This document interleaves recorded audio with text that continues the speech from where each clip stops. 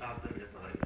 صحيح هناك أنظمة تتغير، هناك أنظمة سيئة، هناك أنظمة تافهة، لكن بالنسبة للشعوب حافظت على مصالحها وحافظت على عمقها التاريخي، وهذا اللي خلى بذرة الخير اللي في النهاية انتفضت هذه الشعوب على الظلمة وأبدت صمود استثنائي وأبدت شجاعة استثنائية وأبدت بطولة استثنائية وأسقطت هذه الأنظمة.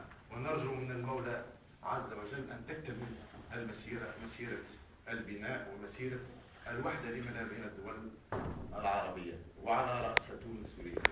أنا خصوصية العلاقة بين تونس وليبيا نعتبرها في العالم العربي والإسلامي هي حالة خاصة. حقيقة شعب واحد، ونحن نتعامل على هذا الأساس.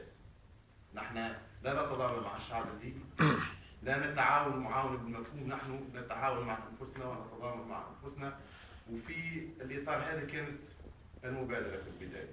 يعني هذا الشعب الليبي الذي عانى من 40 سنة من التدمير و40 سنة من الاستبداد و40 سنة من القمع، الآن يستعد لبناء دولة حديثة وجديدة. نحن أولى بالقيام وبالمساعدة في هذا الدور من غيره. هذا واجب على الفكرة انطلقت بالاتفاق مع الأخ والصديق خليفة عاشور. لما لا إحداث لجنة للمساندة تضم كفاءات واختصاصات متعددة، كفاءات ستقوم بالتنسيق مع الكفاءات الليبية.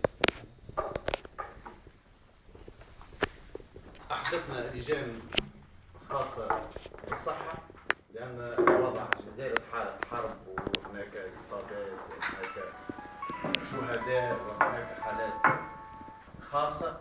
أحدثنا كذلك لجان خاصة بأطباء الاختصاص، وأحدثنا لجان خاصة بالتعليم، أحدثنا لجان خاصة بالتعليم العالي، أحدثنا لجان خاصة بالاقتصاد، بالبرمجيات، بالمالية، في المجالات كلها.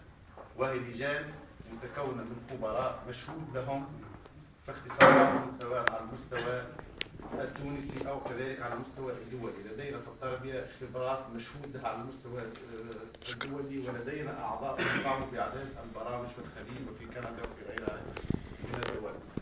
نرجو بطبيعة الحال أن تكون هذه زيارة فتحت خير، زيارة استطلاعية، زيارة لمعناها تبادل وجهات النظر والتعمق في المسائل، وبحول الله الباب مفتوح للتعاون. وهي لجان تطوعية، هذه أيضا العنوان البارز والأكبر.